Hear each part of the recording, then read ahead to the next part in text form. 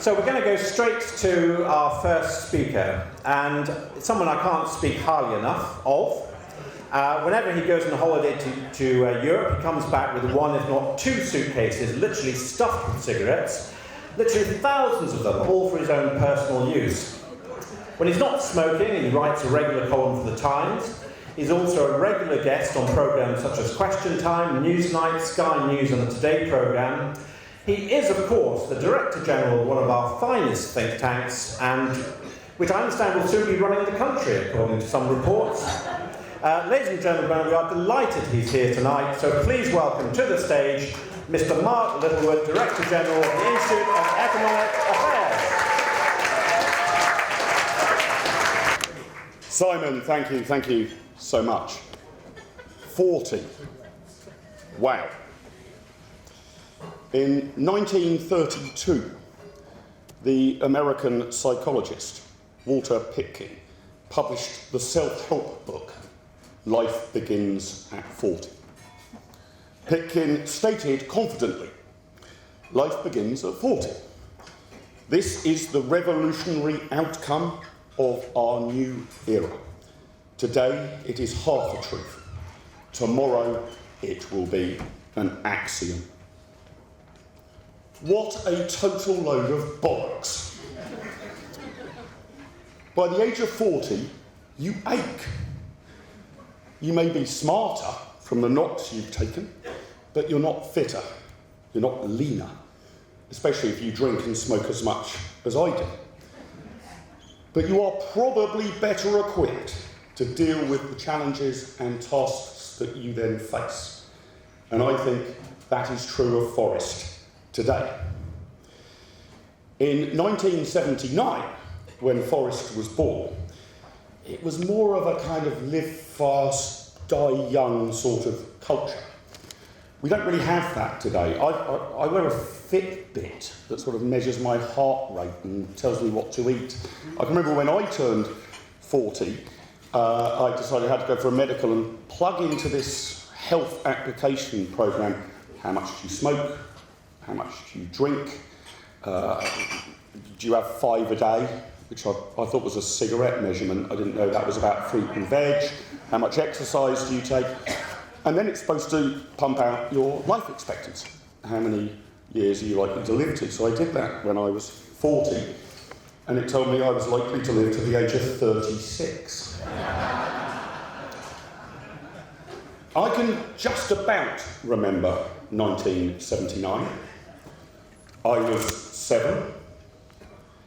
I was seriously considering taking up smoking. But I'm a bit of a lazy bastard, so it took me 9 years to get around to it. But I think we sometimes look back on that era with rose-tinted spectacles. Things were different then, for sure. The average house price in the United Kingdom in 1979 was £13,000. Affordable, for sure, but the average salary was only £5,700. On the political stage, things were bleak and uncertain, plus that change. We had just gone through the winter of discontent, and in the United Kingdom, Margaret Thatcher had just become Prime Minister and was beginning to piece the country back together.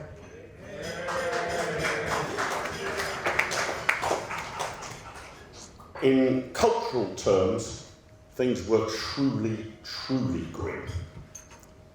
Sport was awful. Argentina were the reigning World Cup champions after cheating their way to the trophy.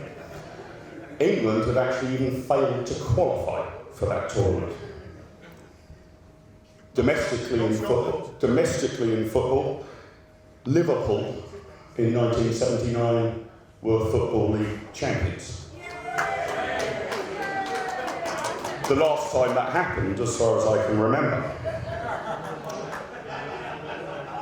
The music scene was a disgrace. Do any of you know what the best-selling single was in the UK in 1979? Well, it's a pretty poor single, but I have to say in 1979 it was prescient. The lyrics actually predicted the smoking ban. Go, just go, walk out the door. Don't turn around now, you're not welcome anymore.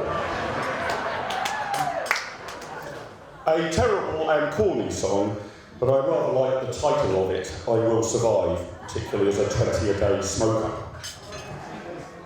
Most popular movie in the United Kingdom in 1979 at the box office? Life of Brian. In 2019, and for several years, we have had Project Fear. Back then, however, it was Apocalypse Now. No messing around with getting kids to play truant and declare a climate emergency. Back then, no, Apocalypse Now. Things were pretty bad in the United States of America too. Jimmy Carter was still president. His challenger was a Hollywood B-movie actor. Ronald Reagan was tested in an interview about how much he knew about economics. Did he know anything at all? And he said, I do. A recession is when your neighbour loses his job. A depression is when you lose your job.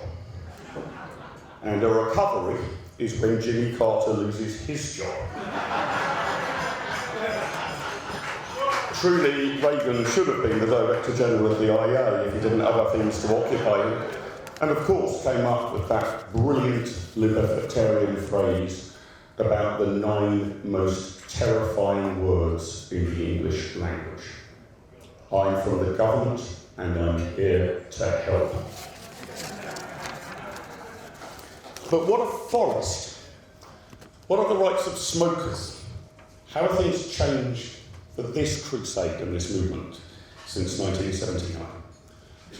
By a show of hands, in this room, how many of you smoke cigarettes? That is pathetic.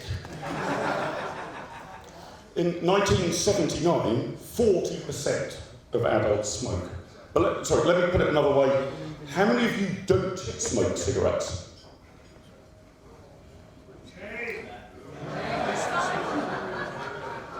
That, ladies and gentlemen, is tax avoidance.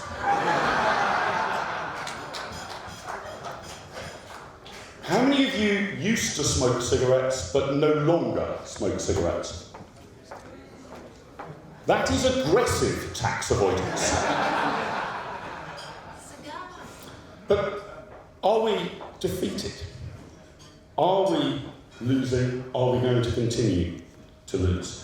Because it seems like inch by inch we keep losing. Now, our great leader, Simon Clarke, for 20 years has held this torch of freedom. And he's a very sanguine, impressive chap.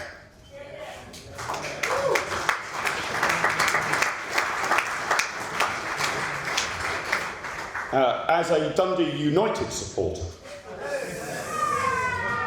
he is used to every week seeing seemingly insuperable odds and failing to overcome them.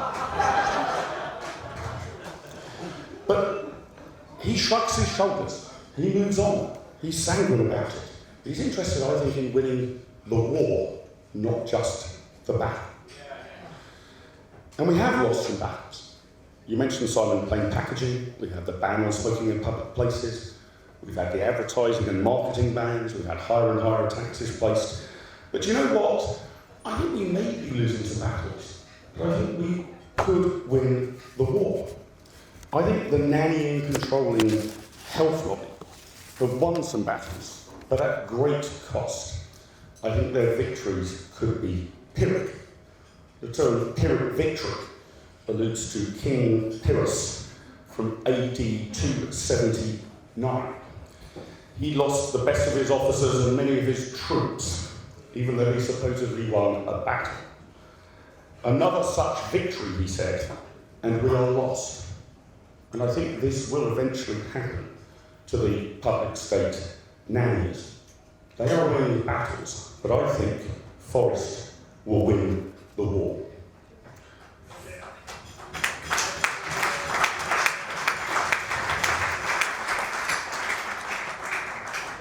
So it may feel like 40 years of hurt, but that never stopped me dreaming. Freedom is coming home.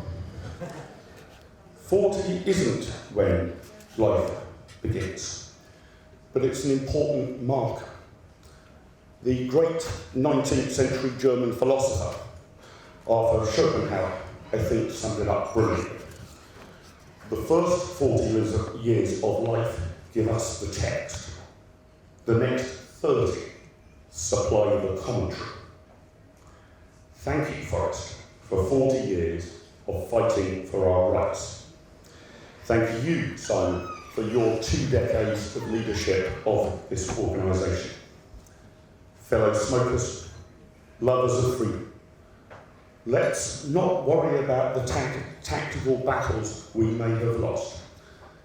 Let's make sure in 2059, when we come together again here to celebrate 80 years of Forest and 60 years of Simon at the helm,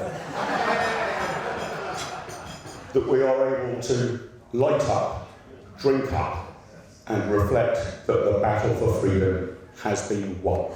Have a very good evening.